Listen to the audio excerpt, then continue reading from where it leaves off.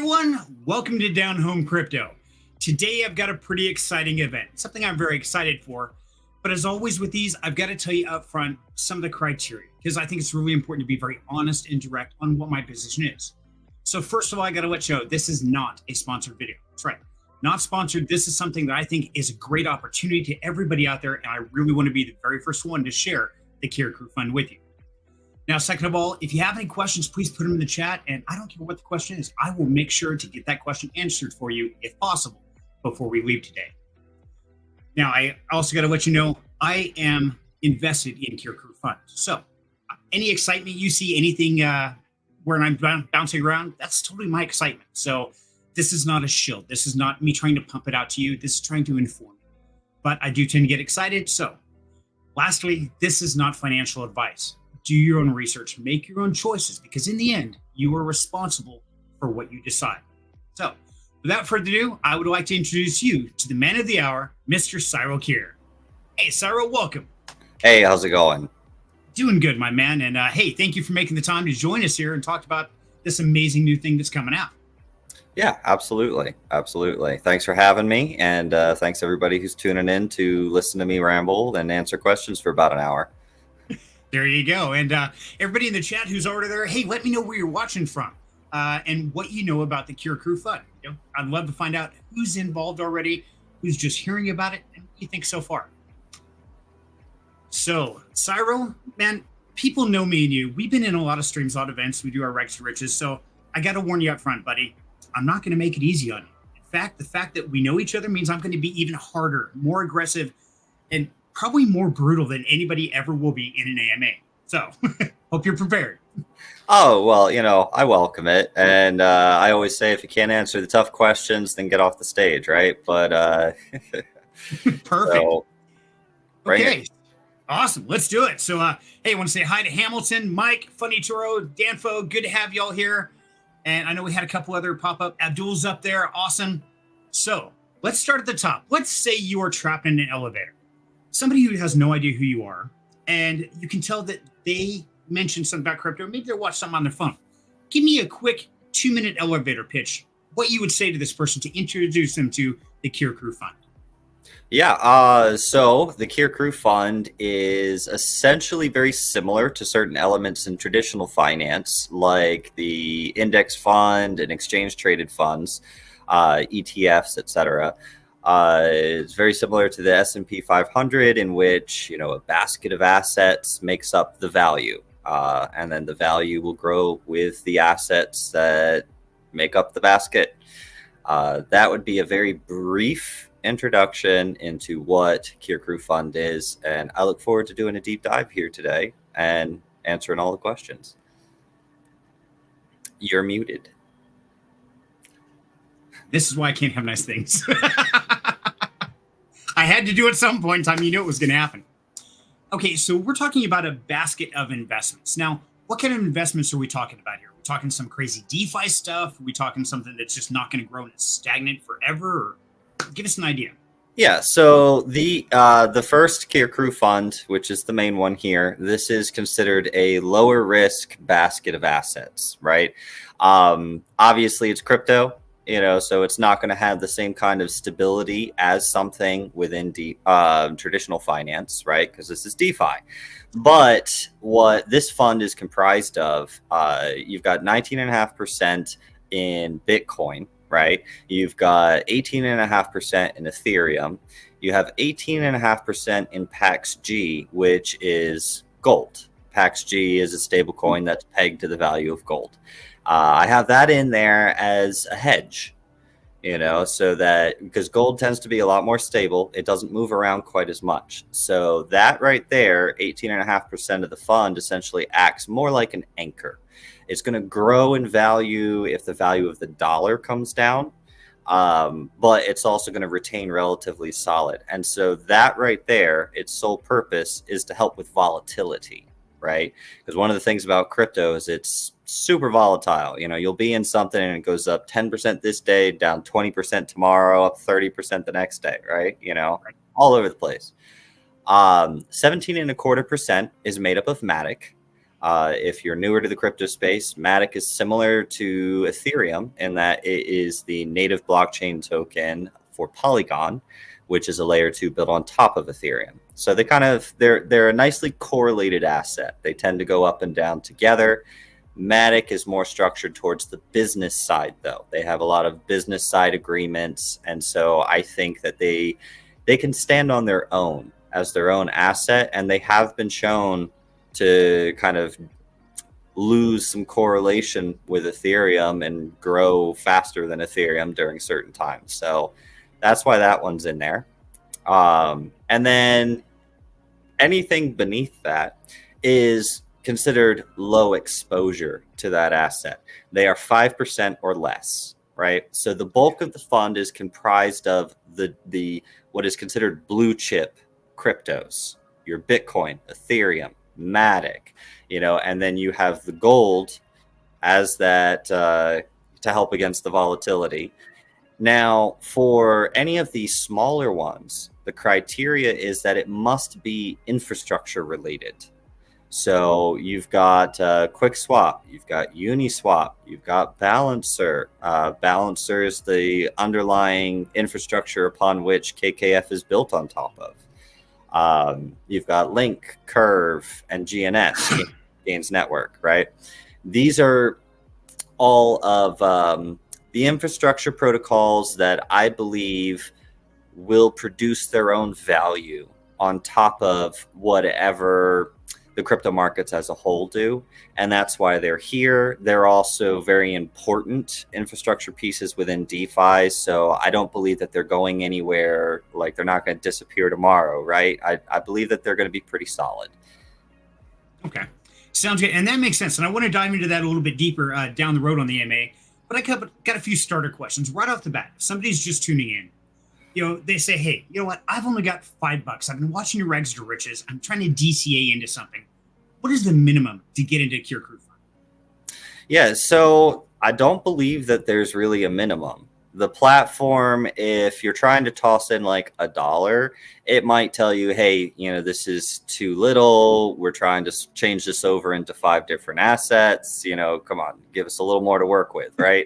But I've had people successfully put in $7. I've had people put in $10. I saw one guy put in $14 and then he withdrew it when it became $18. So it's like, you can do that if you want. Okay. And yeah, I definitely want to get into strategy. But so right off the bat, you're telling us this could be a great opportunity for DCAing or starting to get into it. There's no minimum to entry. It's not like minimum $100 you have to do. Whatever you got, you can start this journey. Right. And, the whole point is you should be DCing anyway, right? I had a guy reach out and he said, hey, I plan on putting $1,000 into this. Is there any particular thing I should do? And I'm like, nah, you can just put it in, right? But I would recommend, because we always preach DCA in, DCA out here on this channel, I would recommend that you split that into 4 $250 purchases and you spread them a couple days apart, right? Because the markets do fluctuate. We're going to have days where the fund is up. We're going to have days where the fund is down. That's the nature of the market as a whole. So, make sure whatever you do plan on putting in, if you plan on putting in anything, make sure you DCA it. Get yourself a better cost average.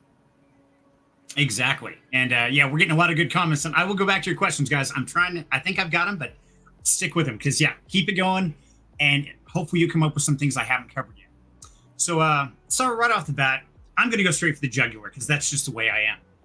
So this is a great opportunity for us to learn a bit about you. But I'm going to ask you straight up, what makes you qualified to run an index fund? Seriously, so many people have tried before. Why should we believe in you? Yeah, and that's a good question, right? Because essentially, even on the traditional stock market, right? If you're putting money into an ETF or you're putting money into an index fund, you're trusting the company or the fund manager to manage the money correctly. And I know that this is a newly created fund, so it's not like you have a whole lot of previous history to look at. However, because it is crypto and because it does have previous price history as far as crypto is concerned, if you wanted to figure out what the fund would have performed over the last 4 years, right? You could go 4 years back in time on the charts, grab the starting price of all of those assets, add them up, divide them by their weight, divide them by the total number of assets, and you'd see how much the fund grew, right? It's the selection and it's the asset balance that's important. As far as my history, though, I've been managing businesses since I was 18. I'm 35 now. I have been investing in and managing my own stock portfolio for, 15 years now. Moved into the crypto space coming up on like 10 years ago. Moved into the DeFi space coming up on 5 years ago. I believe it'll be 5 years in February. And I've seen the cycles. For those who do not know, I am autistic. I have ASD, but one of the things that I figured out is that I'm really good at pattern recognition. And what are the charts but patterns? And so when I started my investment journey, I started applying the pattern recognition to the charts, and then publicly posted August 25th, 2019, that the S&P 500 was going to go up between 12 to 18%, and then it was going to crash. Now, a lot of people, it's very easy for people to cry wolf until the wolf comes. Be like, oh, the market's going to crash, the market's going to crash. How many people do you see tell you how much it's going to go up before it crashes? That's different. That's true. It is. It wound up going up 16.6% from the date of that post. And then all of a sudden COVID happened and the markets tanked and they crashed. And in that post, I commented on about how homelessness would triple, right? Which it did during the COVID crash. Then in that same post, I called the bottom for Bitcoin. I called between the 4,000 to 4,500 range. It wound up briefly dipping down to like 35 region. But at that point, that was the bottom region. I started rolling money into Bitcoin. Then July, I think it was 2020, I made a post. Bitcoin was at $9,863. And I made a post publicly again in a messenger group that I run, stating that Bitcoin was targeting between 40 to 55K, just based off the charts, just based off the patterns, what it had done in history. Now, bear in mind, everyone's mind had just been blown because Bitcoin went to 19K and no one thought that was possible, right? But just based off the charts, the patterns, the history, I look more long-term. And that's why I wanted to start with the lower risk fund, the one that I'm not going to be sitting here tweaking constantly, adjusting the percentages, the ones where I'm going to create a basket of tokens and assets that I feel are going to do very well in the bull run. And then when I feel that the bull run has reached near its top, I'm going to start shifting the weights of those assets over to stable coins. That way it locks in the profits, because one of the hardest things I've noticed for a lot of people in the DeFi space to do is take their profits when they're up. I know everyone here has at least, and I had it happen to me once too. Okay. We've all been there. It's okay. Don't feel bad. It's a rite of passage or something. It is a rite of passage, but right. It's a struggle for a lot of people when they see the markets going wild and it's going up, 20% every single day, to be like, I'm going to take out here, right? Because they're like, well, if I'm up 20% today and I was up 20% yesterday, I'm probably going to be up 20% tomorrow too. And so they hang in there and then it comes down. Then they're like, oh, well, it will go back up. But then it never does, right? Then you have the bear market. And now you're stuck waiting for at least a couple years for it to finally go back up into the bull market again. So the goal here is, I'm going to tell you all when it's the top by converting everything over to stable coins and forcing you to take profit this time. Thank you. Yeah, because that is one of the hardest things. I mean, it's like, hey, it's up out over the last 3 days. Why would I take it out now? I mean, I could go up even more. So yeah, I feel you, buddy. Now that brings about a great question. We've delved in rags to riches all through our journey together about your experience, about your time frame, and anybody who's watched your trades, they know your profit straight up. They know you are not, shall we say, poor or living check by check like some of us are. Why would somebody with your success rate, with your wealth, even bother to create something like this that somebody else could buy into for $5 and earn off of your knowledge? What's your reasoning? Well, quite simply put, it's time for the crypto space to mature. Okay, it's been a lawless Wild West since its inception, right? And it's time for that to change. And platforms like Cassandra DAO, which is what Keir Krew Fund is built on top of, I believe are what's going to enable maturity to come into the DeFi space.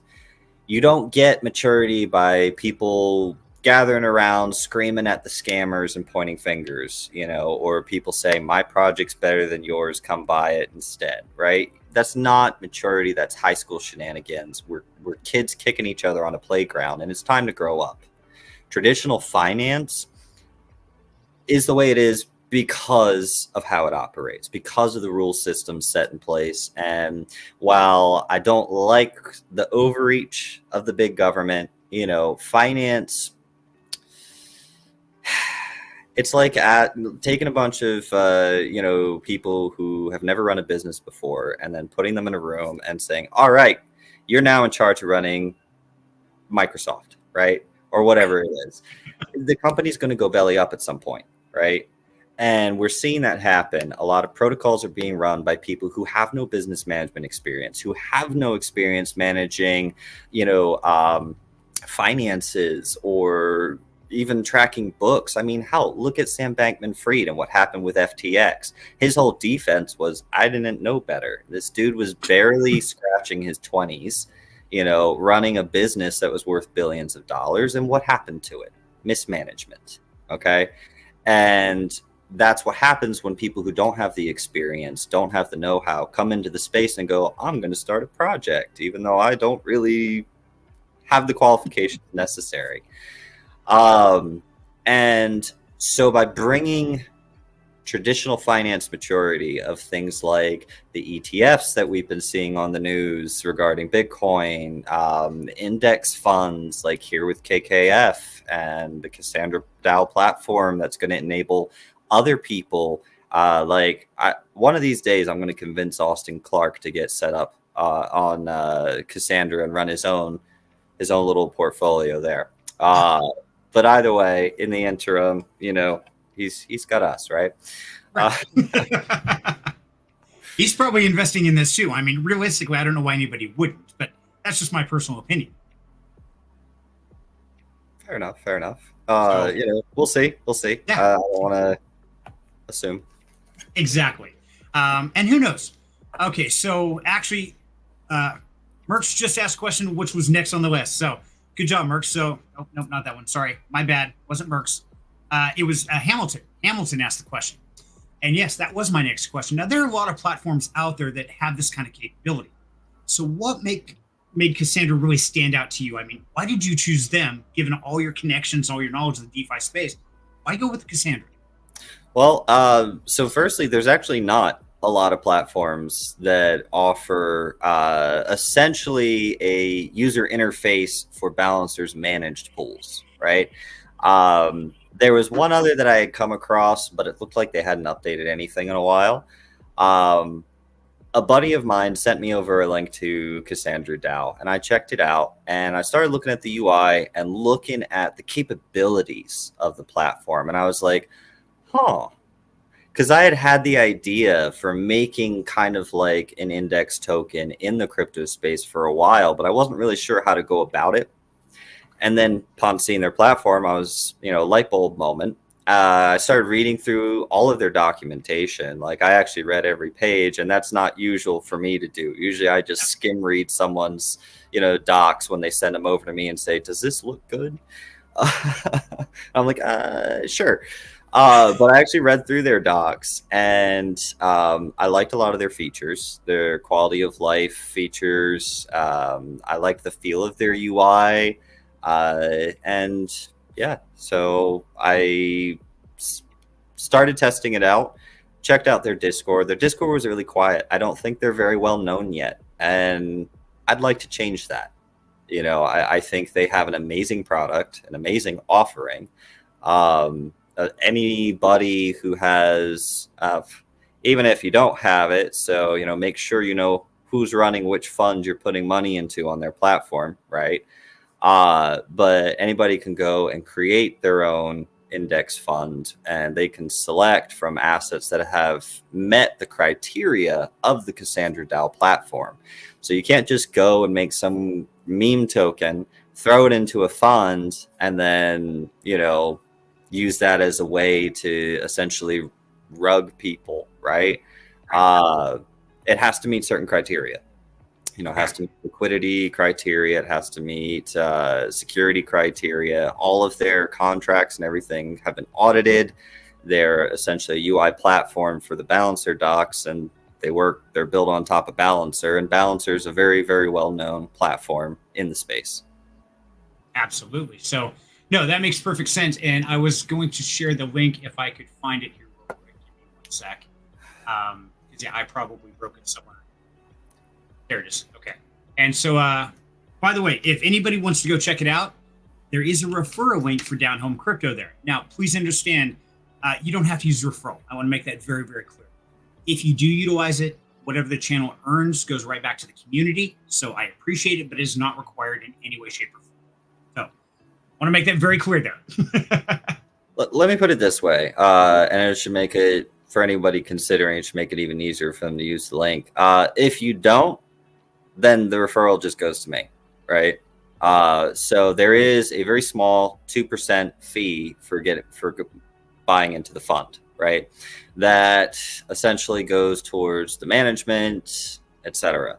But I was going to set it at 1%, but I wanted to be able to offer the referral to people, right? I don't plan, and haven't been promoting this, right? Because it's just a tool. I made it for my trading group, right? As kind of like a little offering for them. And then it became very popular very quickly. They started talking about it, sharing it, etc. And so I'm like, well, you know what? It makes sense to put in the referral in there. That way it gives everybody else the opportunity to earn off this tool, right? In addition to, and it essentially allows you to obtain a small position in the fund without actually having to put money in yourself. Maybe you don't have a lot, but you have a lot of friends. Maybe those friends do have a lot, right? Yeah, if you're getting 1% of whatever they deposit sent to you as KKF, then great. You can either cash it out immediately for a single asset like USDC. You could leave it in the fund so that it grows with the crypto markets, and then maybe you have a nice payday later, right? Or you can cash it out as a basket of assets. So the way that it works, let's say, I'm sorry, do you have a question that you were planning on getting to about how it works, or am I good to just? Oh yeah, I've got a whole bunch of questions, but this is your event, buddy. So however you want to guide it. Yeah, I've still got another 10, 15 questions. So we'll get to them, or I'll wind up answering them with what I'm about to say. So a lot of people want to know, how does it work, right? Actually, that was my next series of questions. So I do have a couple before we get into that. Yeah, sounds good. Okay. I wasn't sure where you're going, so I was like, let him run for a bit. Okay, rein him in. Hold up. Oh, yeah. If you don't rein me in, I'll just keep talking. I'm a parrot at heart. Parrots talk. Exactly.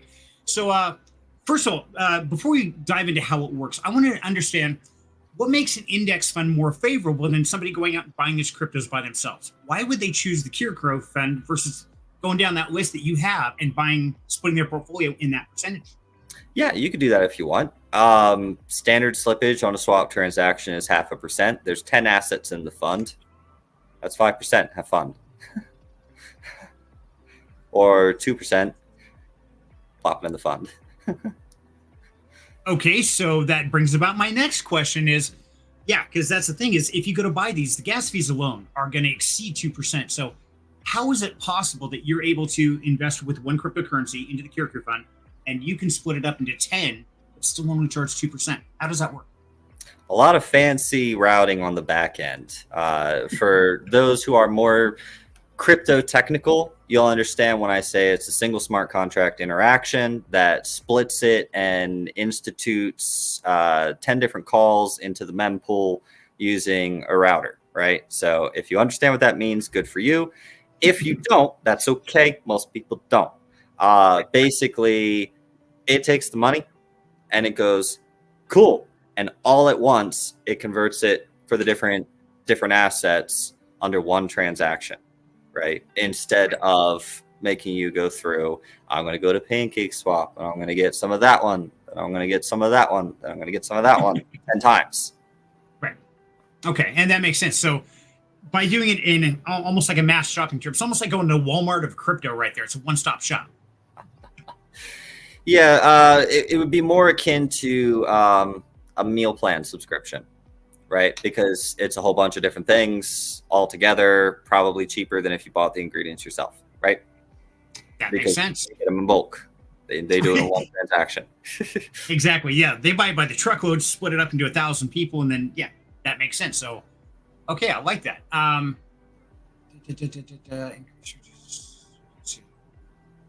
Okay, so now I know we've talked about this in Rags to Riches constantly, and we're going to get into the nuts and the bolts of the Keir Krew Fund here for a second.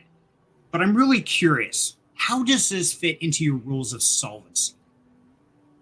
Yeah, so rules of solvency, the majority of them are designed for things like leverage trading or things like buying individual tokens and things like that. The nice thing about an index fund or an ETF is going to be that it is already diversified. And then you get to choose your level of risk, right? You know, this is considered the low risk fund. I do plan on making a medium risk and a high risk fund. Those ones will likely have a larger annual management fee because I'm going to have to actively be swapping a lot of those around fairly frequently. That's part of the point with medium and high risk, right?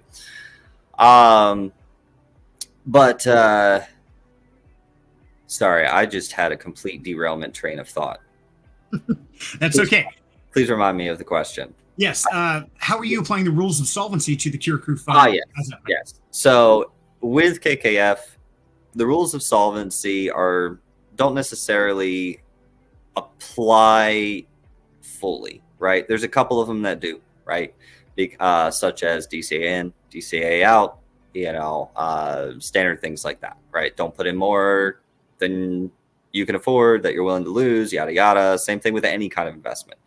But yeah, other than that, the rules of solvency don't really apply because it's kind of like you just buying the S&P 500. It's not like you're actively trying to apply rules to one particular stock, right?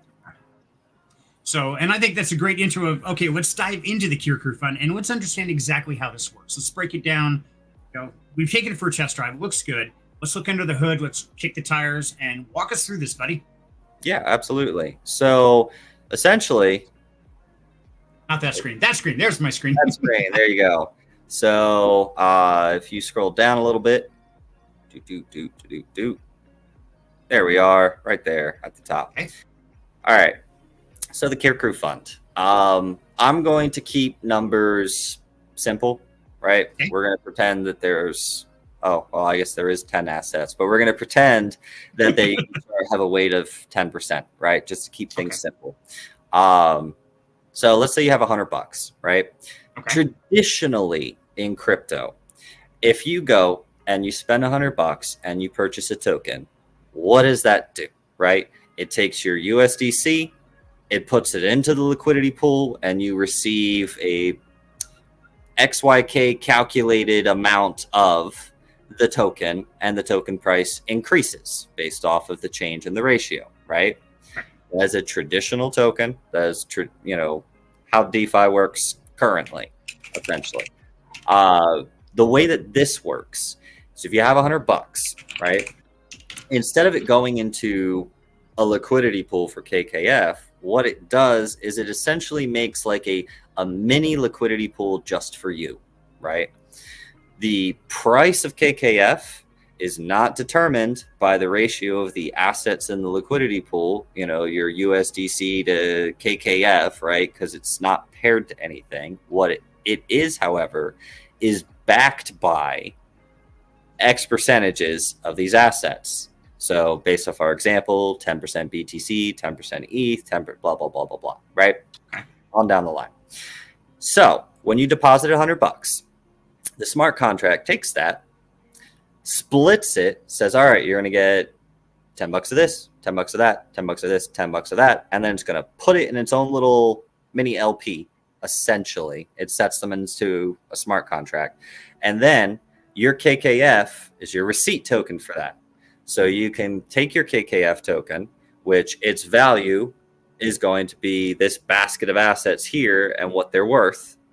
And then you're able to deposit the KKF and get the assets back. And you have your choice when you're cashing out. Do you want it back as a single asset, in which case it'll convert it all to USDC and give it to you? Or let's say you like what you got, but at that point you're like, you know what? I don't want Cyril managing it anymore. I'm happy with the weights. I'm happy with the allocation percentages that I have in my portfolio. You can choose to deposit your KKF back into the fund and withdraw the individual assets.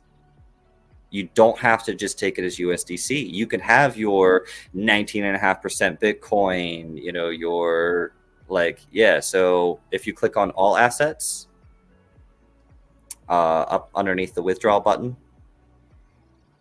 Oh, there you go. Okay, gotcha. There you go. Now you see that all of the assets in the fund, it's going to send you those assets when you go to cash out, instead of converting them to USDC first and sending them to you. So maybe, if you want to, you can just use it as a way to split your money up into the allocations that I wanted and then immediately withdraw it as the assets and save yourself on some gas if you want. Like, however you want to do it, totally up to you. There's no time lock or anything like that. You can put them in and immediately take it back out if you want. I mean, thanks for the free 2%, I guess, but And I even did that on the video I did a couple days ago. Yeah, I immediately put it in and flipped right around and turned it right back out 10 minutes later. And yeah, 2%, but hey, that's okay. I saw that on the manager platform. Would you like me to send you the 2% of your $14 back? Nope, we're totally good. All right, just checking. Yeah, no, it was good for the education. That's one of those things. Before I say that, yes, you can jump in and jump right back out again, I want to test it. I'm going to take her out for test spin. I want to find out how it works. So yeah, hey, to me, it was withdrawal fee. I'm sorry? And what was the withdrawal fee? There wasn't. 0. Yeah, there wasn't. There was. It's like, wait, there can't be. So, okay, this brings about a great question, Cyril. So, if I wanted to take, say, $100 and I wanted to buy this exact set of assets, I could deposit in here, pay my 2% fee, and then withdraw it, and it's going to split it out into all the different assets if that's what I so choose. Now, will it charge me gas for each of those assets, or is it just a one-time gas transaction? So that's a fantastic question. I don't know. Let me check. 2 seconds. Good enough. All right. So I'm going to click the sell button. And I'm going to sell 0.17 KKF, which is $22 worth. And all right. So that gives me $4.41 of Bitcoin, $4.12 of gold, $4.20 of Ethereum. All right, so we're going to click the withdrawal button. Give me a second. Sure. MetaMask. And then because it's on Polygon, I highly recommend that on Polygon, when the confirmation pops up, you click on the market gas and change it to aggressive. Polygon has a tendency to get congested. And so giving it aggressive gas is the way to go. Absolutely. All right, performing the withdrawal. Excuse me. Pending and done. Let me view on the Block Explorer and I'll tell you exactly. All righty, so I paid 6 cents in gas. And let's see, I received $4.20 worth of Ethereum. Exactly like it said that I would ahead of time. And I received $4.40 of Bitcoin, just like it said I would ahead of time. So yeah, there you go. Now I have a whole bunch of dust assets.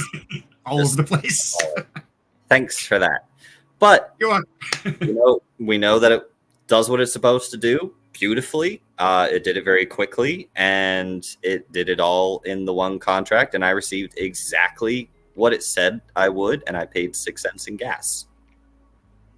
Man, that's a big thing right there, because a lot of times we go in to try and do something, and it's like, oh yeah, we're still working on that, or oh, we're gonna fix that, or oh, we have to do this and hold your left arm up and stick out your right leg on a Tuesday or something crazy. It's like, seriously, why does it work? Change your slippage to 1.7%, or yeah, just crazy things. So the fact that we were able to do that right here live and answer that question, and with a small amount too, which is usually difficult for a lot of platforms to do small amounts.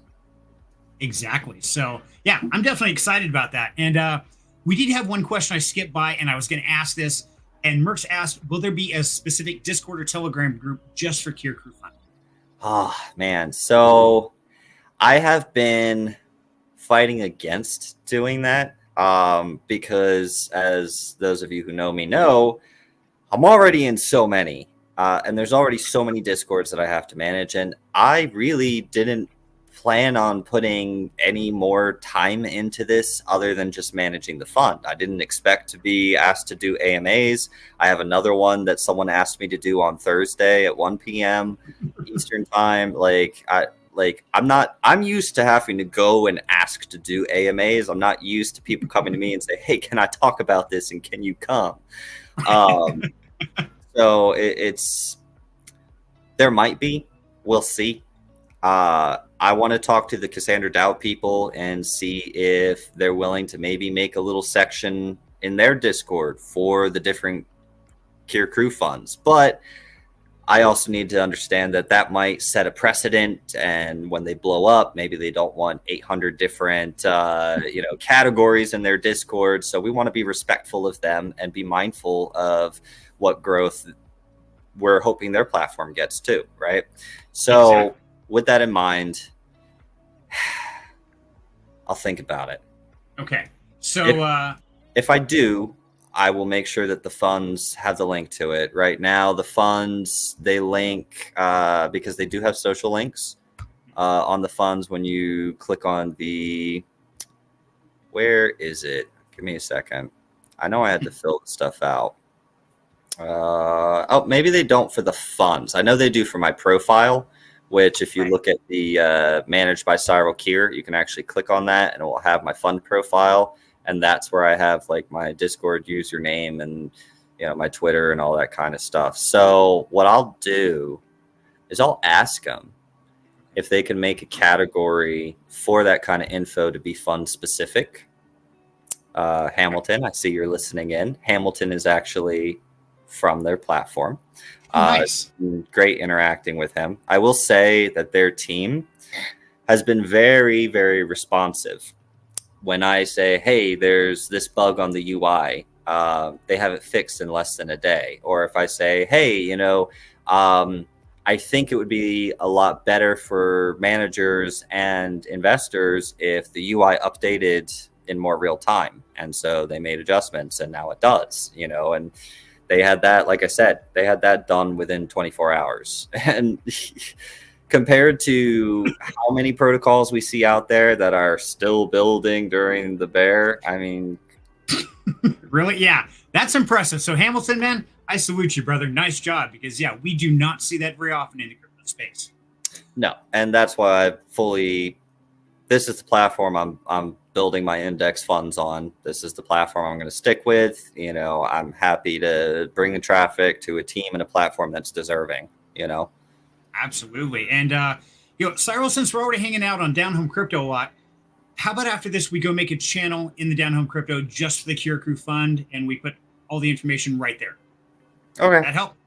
That work? Okay. That works.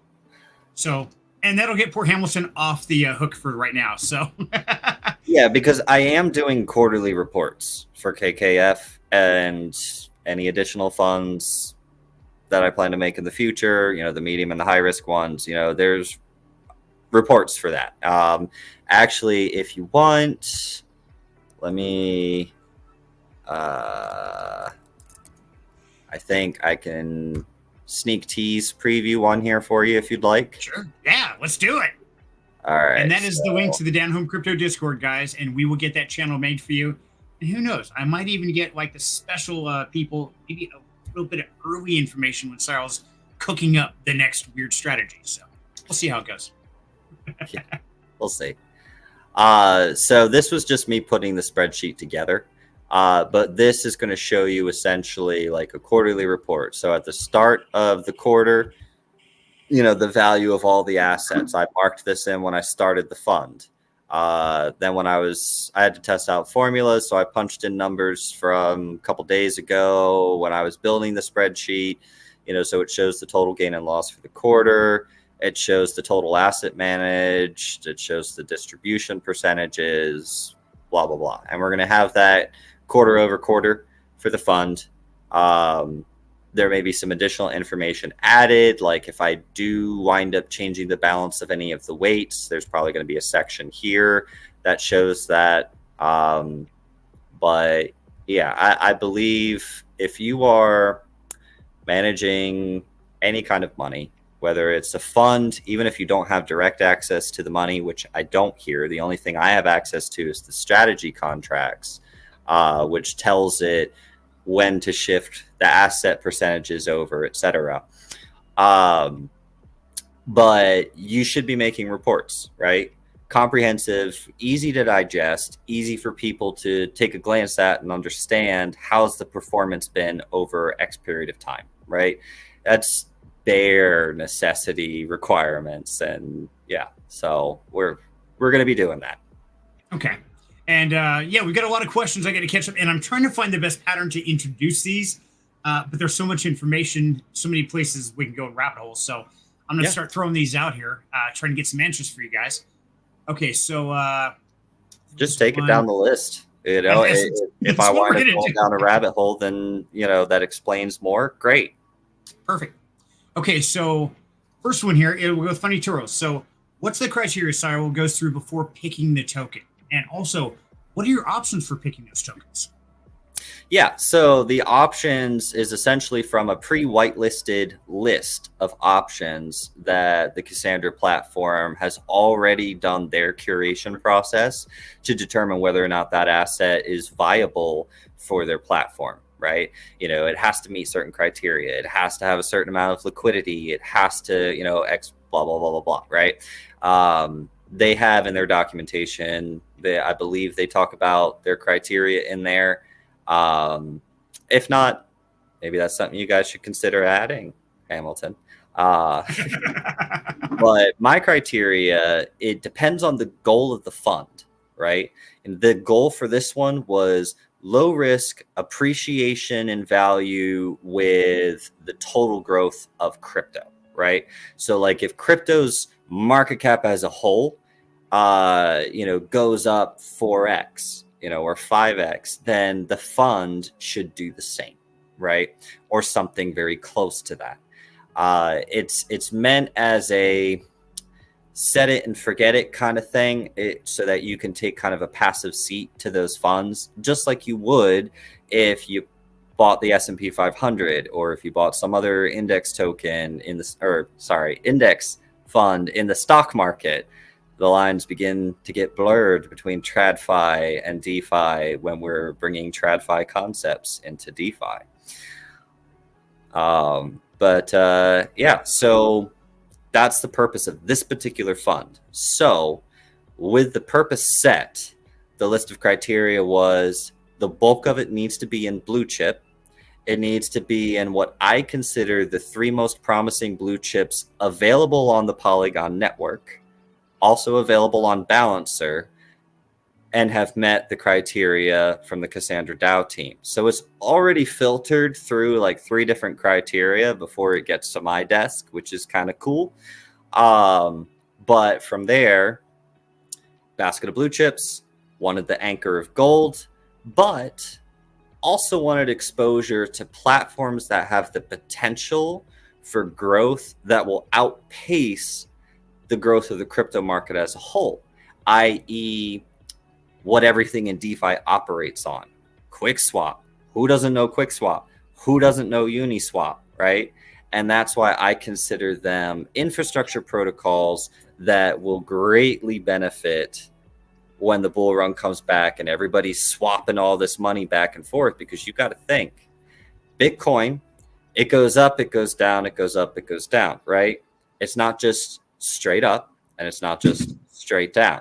So while Bitcoin might move 3% in a day, there might have been a total of 9 or 10% worth of movement, up 1%, down 0.5%, up 0.75, down 0.5%, so it adds up. Uniswap is earning off the fees either direction. So they do not care. They are earning off of 10% worth of volume movement, not just 3%. So they stand to benefit more than the crypto market as a whole with their token price.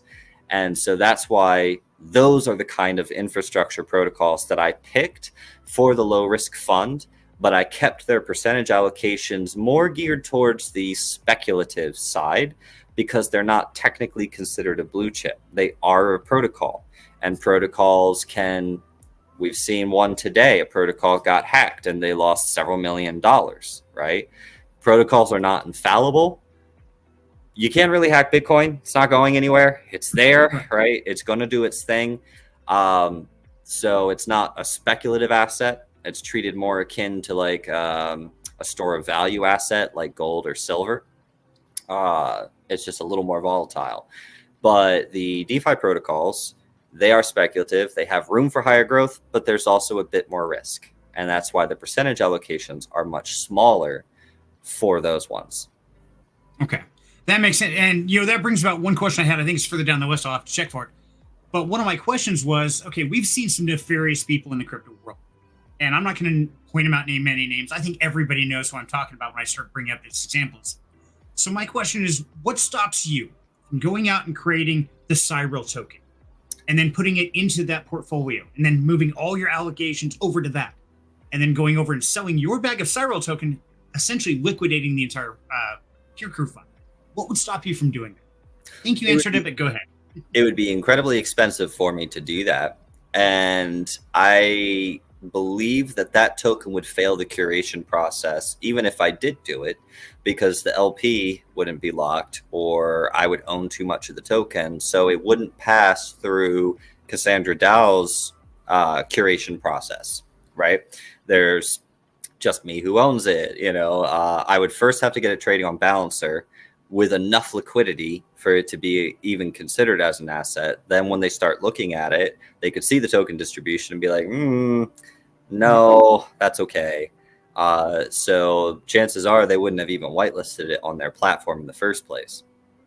Okay, so there are safety things in place that even if you wanted to be nefarious, you really couldn't with this. There's just no way, is what you're telling me. None that I've seen. And I like looking at things and figuring out how to break them, right? I'm very good at that. I can't tell you how many DeFi protocols I've wound up gaming the system that they had in place as a result. But I haven't yet found a way to game this platform. And if I did, I would shut off the fund. So managers have the ability to flip the switch on the fund and shut it off, which prevents new deposits from going in. The only thing you're able to do is withdraw, right? So, if I came across something, I'd be like, no. Obviously, first I'd talk to their team, see if it's something they could fix, right? But if their team went rogue and they decided to make changes that, were a problem, right? I could shut it off, tell everybody, look, go ahead and pull your money out, right? But the good news is those assets stay in what I tell it to stay in because I'm the contract owner for the strategy contract, right? Or I'm the one with management privileges on that. Okay. And that brings about a great introduction to my next question was, obviously you can't do it through a token side. So what if you just went straight out rogue on us? When we make our deposits into the Keir Krew fund, do these funds go into a wallet that you have control over and then you can redistribute? Or how could you gamify it? Let's say, devil's advocate, you decided to just went crazy and evil on us. How could you get around any security features? And is there a way you could steal these funds? So, no. like I said, I don't even have access to those. It stores your funds in its own separate smart contract. When I'm trying to figure out how to explain this without going super technical. Sure. But when a smart contract is created, the individual who calls the function that creates that contract becomes the owner of that contract, right? And then they're the ones who have to assign the rights to that contract. Now, there are contract platforms where they create a contract and they retain ownership of the contract, but then they assign admin rights to the wallet that called it, right? Either way, I'm not the wallet calling it, right? When you make the deposit and it does what it does, that's you. The only thing that I can access, and you can actually see that on the Cassandra platform, if you look at the Keir Krew Fund, and then you let me bring that up just real quick, and then you click on the sorry, I clicked on the wrong thing and had to go back. All right, and you click on the contracts tab, right? It shows you the vault ID, the controller / KKF token, right? That's if you want to import it to your MetaMask wallet so you can see how many KKF you have. That's the one you import. Then there's the pool contract, and that's what sets up everybody's own little mini LPs within the pool. And then there's the strategy contract. And the strategy contract, that's the one that I'm the owner for. The one ABD that you see at the end there. Yes. That's me. That's me. Okay. That's my public wallet. Gotcha. Okay, so that's how we track you down. Okay, so now we know he's doxxed. Now we can find him. So, and it's one of those, a lot of people get nervous about asking questions like this where it's straight up direct. I'm going to ask, like, hey, how could you do it? Because I know you're smart enough to know if there's a way, you'll find it. And two, you're honest enough to tell me, it's like, well, here's how you do it. And you would get it fixed before you would ever bring this out to the public. Yeah, because I have my own money in the fund as well. Because again, like I said, when I started this off, the sole purpose was it was just for my trading server, right? A way for them to passively plot money in and know that, all right, Cyril's going to make sure I take profit this time, right? And that was the point of the low risk fund. But a lot of people are like, holy crap, this is great. I love it. And so it's rapidly snowballed past that. But when I first made it, I put my own funds in there because I'm like, hey, this is the balance I want. I'm going to get it better than if I go and try to do all the swapping myself. So it makes sense. Yeah, it's smarter all the way around, even for your own money. And that says something when somebody's willing to just put their own money in it, not to start it and then start bringing other people in. It's not like a Ponzi scheme. It's like, hey, here's my money. It's a nice, solid long term. I could like set it and walk away and life is good.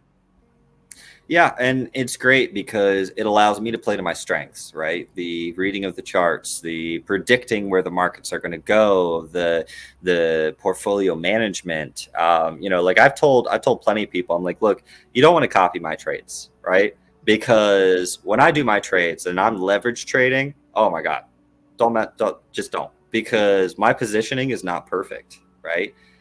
Very few people is, but my trade management, now that's rock solid.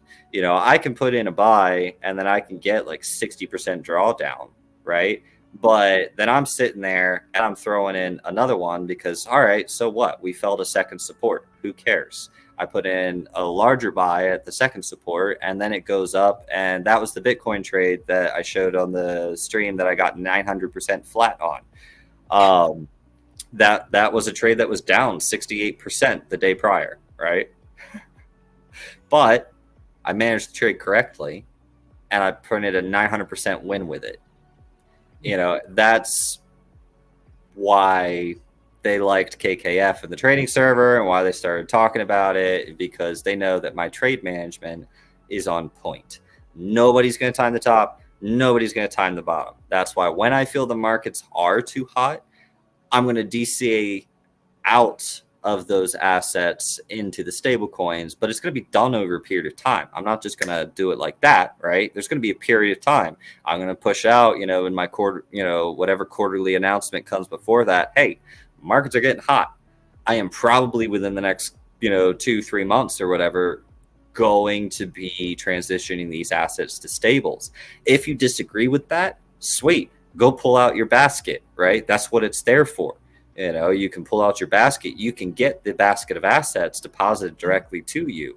Maybe you want to ride it longer and get, you know, a little bit more percentage than I grabbed. Go for it. That's the point, right? I like that. And I like that we have that capability and that freedom.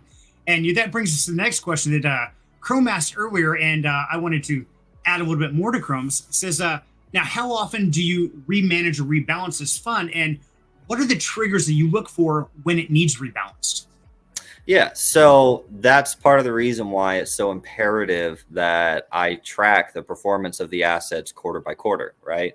Because these are blue chips, they are going to fluctuate throughout the day. The last thing you want is a fund manager, because the purpose of this, right, is to capture the growth during the bull market. The last thing you want is a fund manager going in there on a low risk fund and constantly tweaking and screwing with the percentages, because you're going to lose sight of the tree or lose sight of the forest for the trees, right? You know, you might miss percentages that you would have gained otherwise because he was trying to swap stuff around.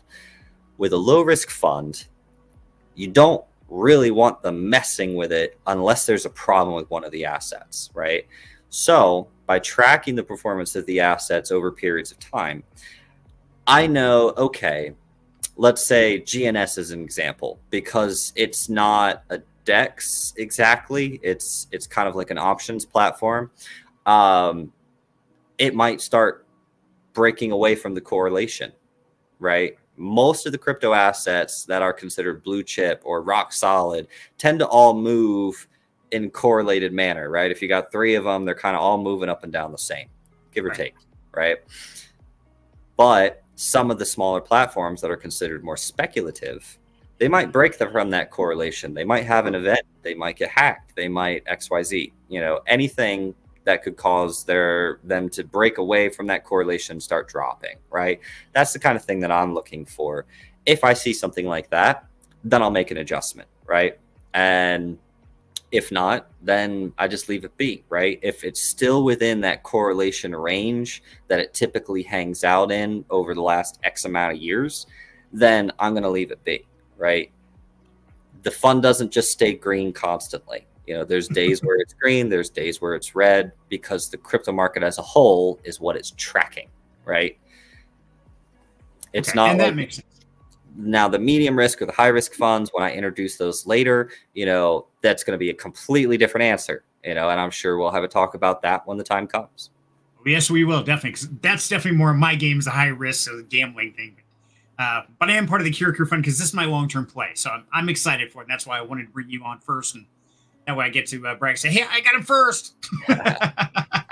So Funny Toro, I think we've asked this, but let's double check to make sure. So Funny Toro asks, are you just buying assets at 1x leverage, or do you employ any leverage when you purchase this? Yeah, so this is all at spot, right? You know, that's why you're able to withdraw the basket of assets directly yourself. None of it is being leveraged. It's all at spot. And because I don't have access over the individual funds, there's no way that I could then decide, okay, we're going to take this asset and go leverage trade it on this platform that offers that, right? So no, it's all just at spot, at market index price. Okay. I kind of figured so, but I like to draw it out in black and white. Sometimes crayons help. So good question, Funny. So Funny had another one. Said, if the funds gets a huge amount of money, do you stick to the same percentage, or how would you divvy that up? Yeah. So let's say the fund hits like $1 million in TVL. Okay. It's the same as to me as if it had 10,000 in TVL, right? Because it's not the money that matters. It's the percentages, right? You know, it doesn't matter if we have $1 million with 18.5% broken up into Bitcoin, or if we have $10,000 with 18.5% broken up into Bitcoin. That's the percentage for the fund, right? The amount just means, okay, there's more people with that same little slice, right? That's the only difference. So no, for this particular fund, I have no intention of changing the asset percentages strictly based off of TVL of the fund. Okay. And so once again, I like drawing in crayons, so I'm going to ask this question direct. So on the Keir Krew Fund, I mean, we've seen this time and time again. If you're not the first one in and the first one out, you get wrecked. You're someone else's exit liquidity. How does Keir Krew Fund vary from that mindset? Yeah, so it's just the market that matters when you get in. It has nothing to do with whether you're the thousandth person to deposit or whether you're the first person to deposit, or whether, you know, somebody with 10 times your money decides that they want to withdraw. That doesn't change the price, right? Because again, it's like these little mini pools within the pool. So the only person's money that you're affecting or is affected is yours, right? If you're depositing, great. Now there's more money in your little pool. If you're withdrawing, now there's less money in your little pool. What determines the price of the asset is the other 10 assets multiply, or the holding amount that the fund has multiplied by the price of the asset, divided by the weight of the asset, or multiplied by the percentage weight the asset has, then divided by 10, because there's 10 assets in the fund. And that's the token, that's the price of KKF. So as the value of the assets goes up, the price of KKF goes up. As the value of the assets overall goes down, then the price of KKF goes down. People buying and selling impacts that none whatsoever. Okay. And I think that's a really important thing to point out there, because we are so used to fighting over the same liquidity pool. You're saying the smart contract creates our own personal liquidity pool. So the only person we have to fight is us. Yeah, essentially.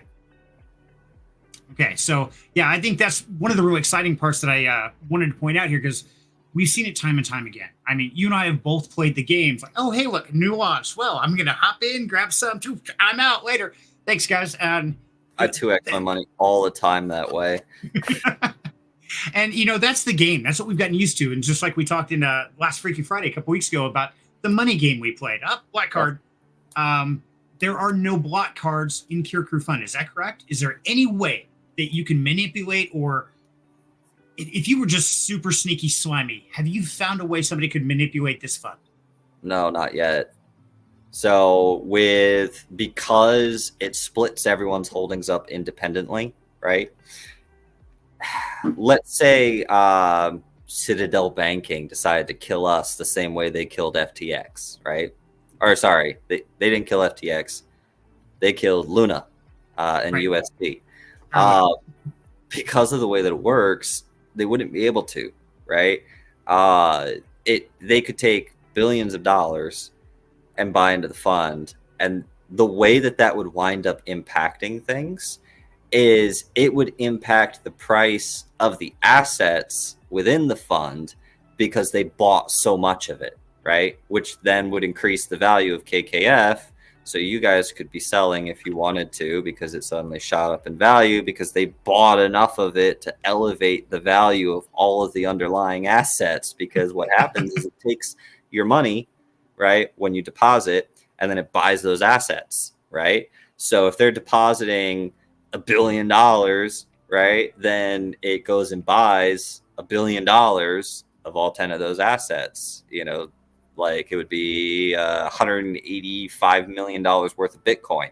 I imagine that's going to move the price of Bitcoin a bit, right? Just a smidge, yeah. So then, of course, if they decide, okay, we pumped it, now we're going to pull it all out. Okay, so the value of Bitcoin goes down again because they just sold $185 million worth of Bitcoin. Your fund is still fine. Your money is still fine. The value of KKF went down a little bit because the underlying asset went down. That's it. Okay. So when we look at the price of KKF, essentially, it really doesn't mean anything per se. It's the assets. That's just kind of a reflection of what the crypto world is doing in. If the price of KKF is up that day, it means the assets that I selected together went up that day. That's it. So It's kind of like a snapshot of how well the market performed that day. How much did Bitcoin go up? How much did Ethereum go up? How much did Matic go up? Did gold stay still? You know, we might have a day where Bitcoin goes up 8%, right? But the fund goes up 7%. And you look at it and you're like, why? All the markets went up. And then there's just gold saying, you forgot that I'm an anchor, didn't you? Right? But that's why it's there, because if it drops 8% in a day, gold's like, you're only down 7. I got you, buddy. You know, Right. like, that's the point. Very wise, very wise. And so, and I hope we've drawn that out really clear to everybody. And if not, please let me know in the chat and throw any more questions, because I think I've exhausted about everybody's except Funny Twirls, which I had on my screen too. So Funny, man, you and I, we're doing good. Keep them coming, brother. So now currently there are 10 assets in the Keir Krew Fund. Is it possible to increase that number or reduce that number? And what would it take to accomplish that? Yeah, so I'm actually going to show you. Give me a second. I will show you exactly what that looks like for the manager behind the scenes. Let's go.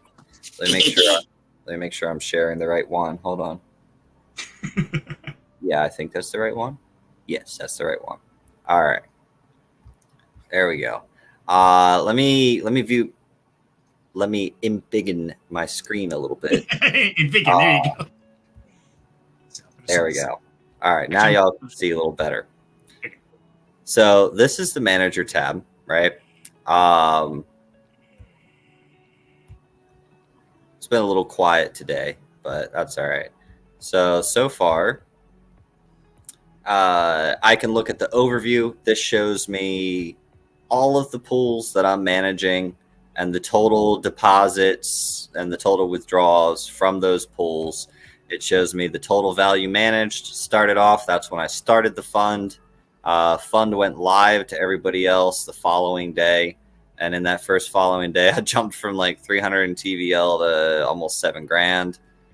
A couple days later, we were at 12, 15, 16, and now we're over 17. But then I can go look at the actual fund, because this is what you guys are wanting to see, right? I can see through here the 7-day performance of all of the assets within the fund, right? Looks like Bitcoin's the one dragging us down. Everything else has been doing great the past 7 days. I can click on show more. And let me zoom in a little bit more for you just so that you can really see this. There we go. All right. So wait for the UI to stop. There we go. So I can click on show more, and then I can see the market cap of said asset. I can see the change. I can see the volatility, and I can see the Sharpe ratio, which none of you here in DeFi are going to know or care what that means. Probably, but I care. But now let's take a look at the manage assets part. So this, let me zoom out just a little bit. This is where I can go through and change. There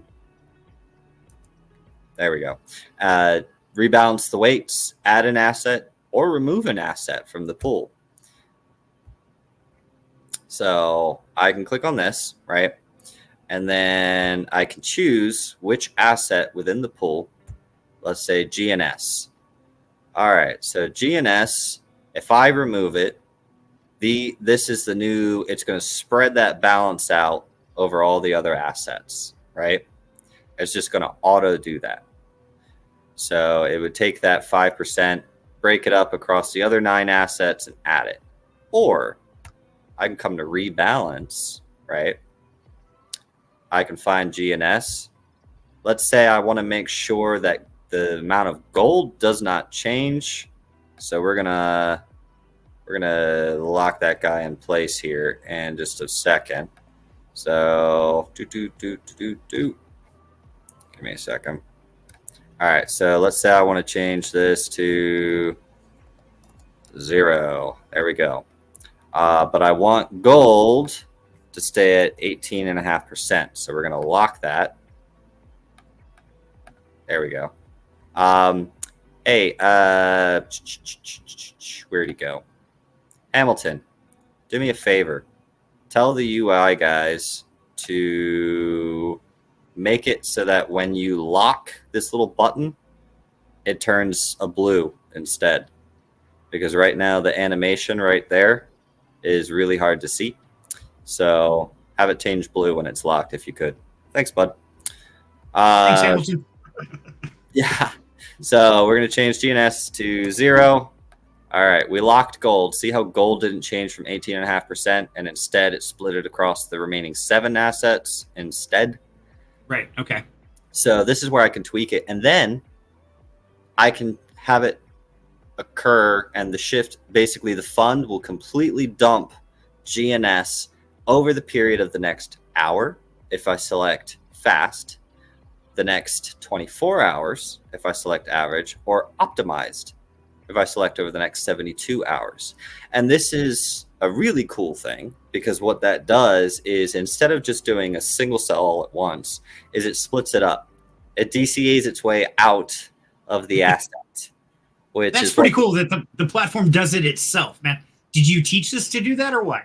No, that was something that they already had, which I thought was really cool. And then from this back dashboard, I can see, okay, who are the brokers? What have they been earning so far off of deposits? How many people have deposited under them? All that kind of stuff. So, fund rewards, blah blah blah. We can see the activity. We can see investors, allocations. It's a very comprehensive platform. And I want to real quick touch on it before we leave here. They are a DAO, right? So they occasionally have proposals. I heard from the rumor mill that they plan on putting a proposal forward soon for the KKF fund to give us a spotlight feature, which I believe, if that happens, and don't take my word on this because I might be wrong, but I heard that if we do get the spotlight and the manager's incentive program, then you'll actually be able to stake your KKF to earn some of Cassandra's native token, which gives you voting rights. So they have, if you have the KC token, right, and I have some, and you have it locked up, you get voting rights and you get to earn additional KC. So when they do a DAO proposal, I can go in there and vote yes. Go ahead and give us that pool spotlight. So nice. Crossing fingers we get that soon. We are the largest fund on their platform. I like that. That's really impressive. It's great that we could get up to a spotlight level. Now, will it ever come to a time where we have to stake in the Keir Krew Fund? No. Okay.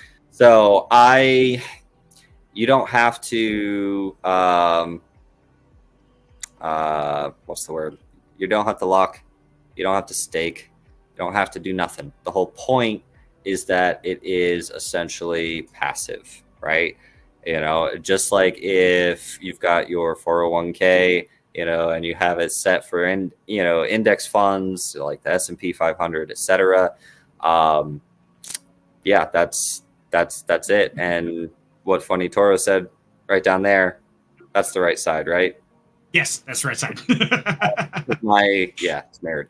Like he says, it's very similar to rebalancing, where you have your money stored in traditional finance, right? And that's why I love it so much, and why I'm just having fun managing it and managing my money that I have in there. If other people want to too, great. If not, that's okay. I don't mind. If you listen to this and you decide, not for me, okay, that's cool. I'm not, that's why I like this. I'm not trying to sell anything. I'm not trying to raise funds for a protocol. This is a thing I'm doing. If you like it, great.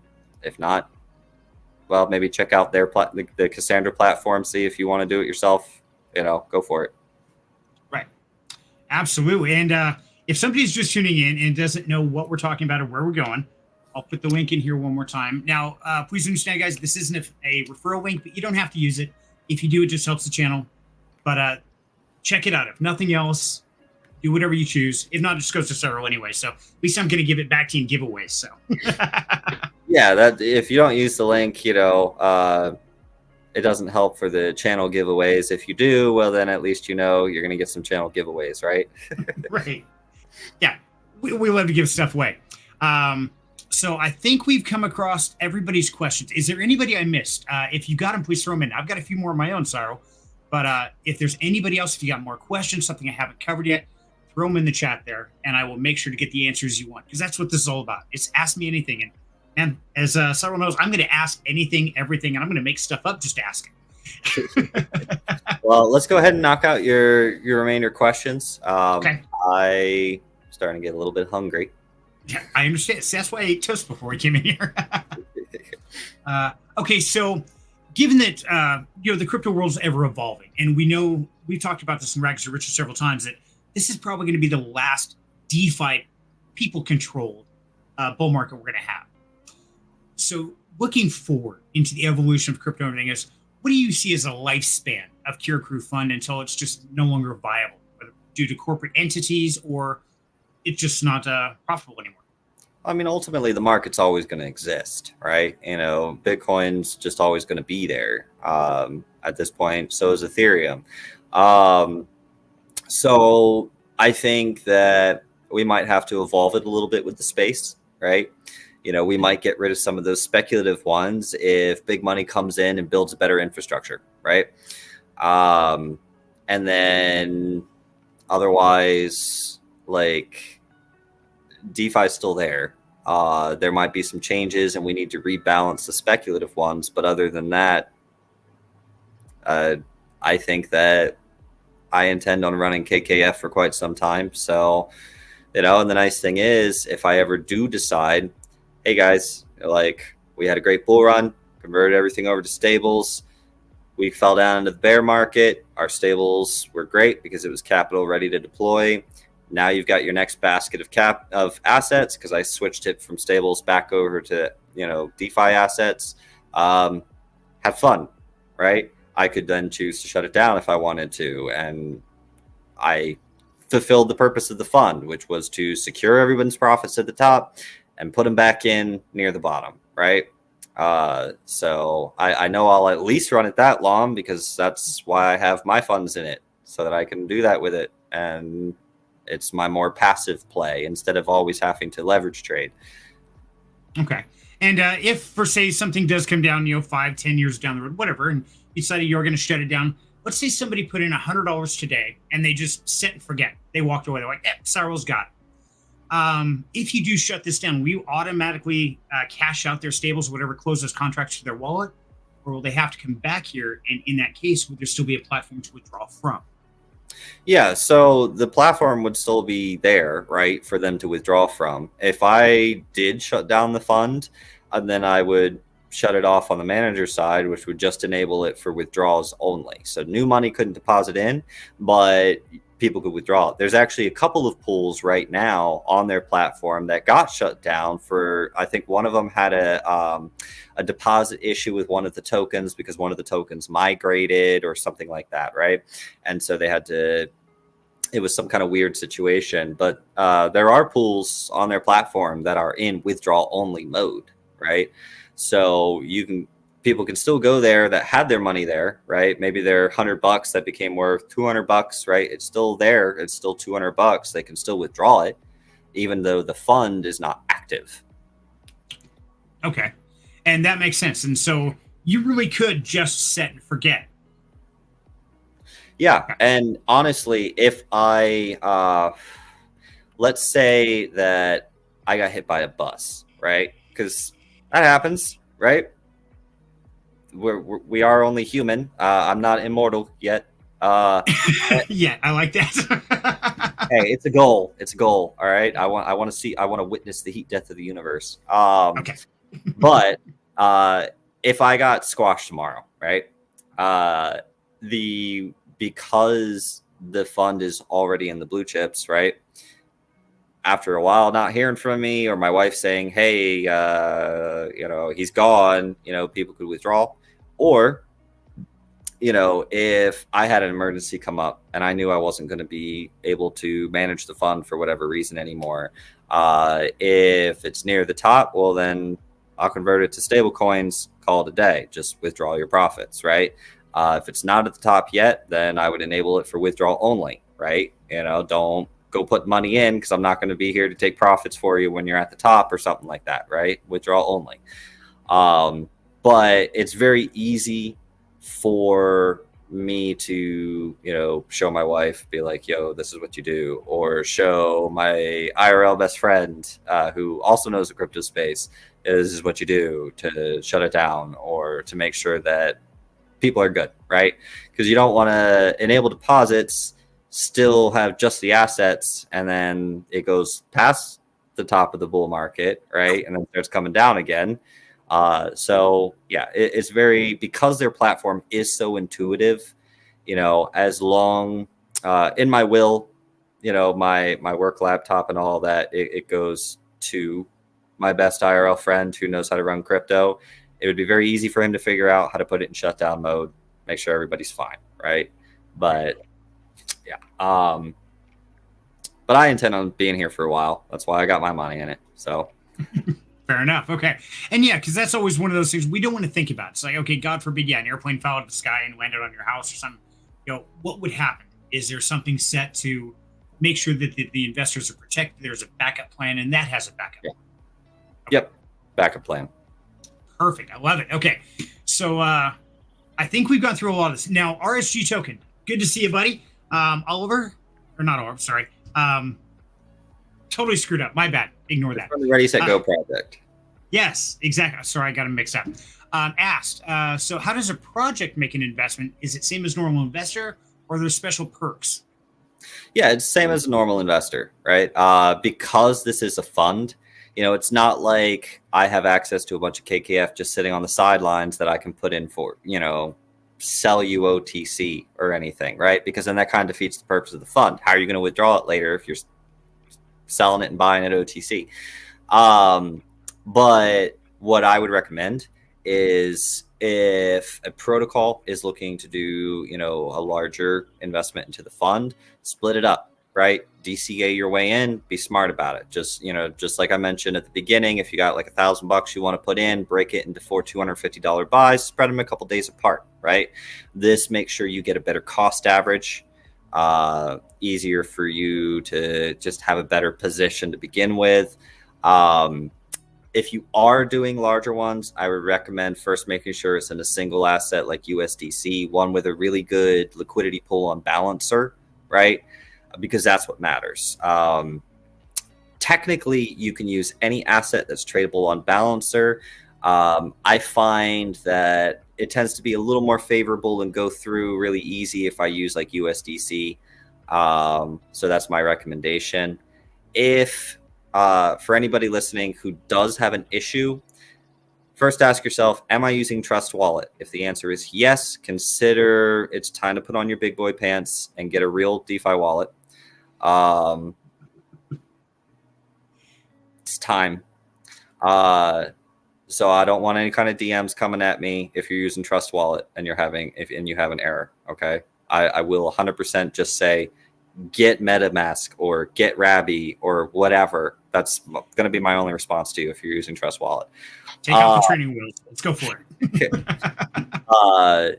Every now and then it might have a fail error, or if it shows you a ridiculously high price impact, you shouldn't really see much of anything in price impact, right? Because chances are you're not buying enough for it to impact one of the assets in the fund enough to cause a price impact. Okay. You're not the monopoly man. I wish. But if it shows a ridiculously high price impact, which the numbers change red if they do, right? So, easy for you to spot, stop and be like, okay, feel free to reach out. I can give you some suggestions. But all in all, every time I've went to buy, I haven't had any issue. I haven't had any situations, and I just use a MetaMask and I use USDC on Polygon, and I use aggressive gas, right? Polygon is prone to congestion. If you just sign your transactions with standard, it might get stuck, it will probably fail. Their system is designed to where if it doesn't have enough gas or if the transaction will fail, it will just fail the transaction. So make sure you give it aggressive gas. Exactly. And yes, sorry, stay high. Man, I get my names confused. I talk to a lot of people, so I apologize, brother. Yes. And so that's a great thing to know. So, Cyril, do you see that other protocols could utilize this, say, as kind of like we're utilizing gold in the Keir Krew Fund? They could utilize the Keir Krew Fund as an anchor in their protocol going ahead. Is there any problem with that? No, I mean, if they want to have a portion of their treasury stored in like blue chips and DeFi infrastructure protocols, it makes sense, right? Because it's going to be cheaper for them than if they go and try to buy the assets individually, right? Due to gas and slippage and all that fun business, right? And then if they decide, maybe I really don't want this Cyril guy, responsible for the allocation percentages of my portfolio, they can just withdraw it as a basket if they want, right? So there's tons of options there. They don't have to lock up their funds. They might even get some free Casey token out of it if we get that manager's incentive platform. Then they can stake their KKF to earn that. But no, Funny Toro, your $10 doesn't move BTC. Sorry. Yeah, it's like, what? It doesn't? Not quite. Yeah. Getting closer. And RSG Token says, awesome, thank you. Thank you, Stay High. Appreciate you being here, brother. Absolutely appreciate the question. And it makes sense, right? Because it's good for still having exposure to crypto growth as a whole, with a little bit of reduction in volatility because of the gold, the splash of gold that we got in there, almost 20%, right? And so it's better than just having your treasury sitting there as USDC doing nothing, right? Exactly. So let me ask you, Sarah, and this is one of those a little more complicated question. Let's say somebody had 100 grand sitting on the sidelines, and they know they want to split that up between Bitcoin, Ethereum, gold, a couple other assets in here. If they were to go through and just simply buy in $1,000 and immediately cash it out, paying that 2% instead of the gas fees to do all those transactions, could it hurt the Keir Krew Fund protocol? No, it wouldn't, because again, everyone's pools are split up individually. We ran through an example like that when I was talking about Citadel with their, $1 billion if they were trying to mess with the fund nefariously. So, if nefariously you can't go and affect it that way, someone with good intentions certainly won't. Okay. And that's what I want to make sure. So, I think I've come to the end of my questions here. I've got one last one I want to leave you with here. But okay. Anybody in the audience, if you have any questions, please throw them in now, because we're getting close to the end of this. And, I think there's a great opportunity, and I'm excited to share this with you, but I want to make sure you feel safe about it, because this is one of those, it's your choice, your decision. So don't say, well, Serenity said to do it, so I did it. No. You're always accountable for your own decisions. But if I have the opportunity to get that question answered for you too, and I'm happy to do it. Yeah, and don't just listen to me, right? Make sure you do your research, right? Because I don't care if you put your money in it or not, honestly. I was asked to come talk about this. I'm just running it for my trading group, having some fun, managing my own money in there as well. It's my passive investment. That's why I haven't yet started the medium and the high risk fund, because I know that there's going to be a little more of an active time commitment, right? And I want to fully evaluate, my schedule coming into this year to make sure that I'm able to dedicate the time necessary to actively manage a medium, especially a high risk style index fund. But those are on the planning stage, so we might see them. Awesome, and I'm looking forward to that. And once you start getting close to that, I hope the Down Home Crypto channel starts to get some early information on that, and you don't just spring it on me one day. Oh yeah, absolutely. Don't worry. I would let you know ahead of time. That way you could plan and you could have a video ready to go right away and be first mover there. Perfect. I love it. So, Cyril, I want to thank you so much for your time, and I've definitely got one more thing, but is there anything I haven't asked you or something I haven't covered that you think we should know about? Floor is yours, brother. If and this isn't even for me, this is for the Cassandra platform. If you guys know somebody who is known in the space, who is smart with their money, right? Has shown profitability over time, then I would say show them the Cassandra platform, right? Show them KKF, show them what they could do with their own index fund, right? Because again, this is a tool, and I don't care if you're putting it in mine or if you're putting it in someone else's. It's just a thing that exists, right? So feel free to experiment, to maybe start your own if you want to, if you feel you got the guts, or you feel that you're capable of managing funds in a way that will be profitable for people, you know. Share it with other people who do know what they're doing, do know how to trade, you know. Maybe they would be interested in starting their own index fund and helping bring some maturity to the space, because the more people that know about this sort of thing, or that this is a possibility in crypto, the more mature the space will become. And I think we're going to see a lot of the scammers, a lot of the rug pulls and everything like that start to fade away when the people in the space mature, right? Right now, we need the people who are buying and selling and investing in the space to mature to similar standards as traditional finance before the space will mature and we'll be able to get rid of a lot of those consistent scams. Well said. I like that. And no, that's great advice there. And so, that leads me to my last question. So, I don't know if you ever seen the movie World War Z. Yes. Okay. Do you remember the concept of the 10th man? Isn't that the one where like it's similar to like how the Romans would always debate an idea while sober, and then once again while drunk? Because if the idea sounded good while you were drunk and while you were sober, then it was probably a good idea. Pretty close, yeah. The basic concept is you got 10 people in a room. If 9 of them say yes, the 10th has to say no, and he has to argue it, why it's a bad idea, and he has to plan accordingly. So here's what we're going to do, Cyril. I'm going to reverse roles on you, buddy. I'm going to stick you on that side of the screen. Now, I want you to imagine yourself in the audience, and I want you to come up with a good, solid argument why the Keir Krew Fund is not a good investment.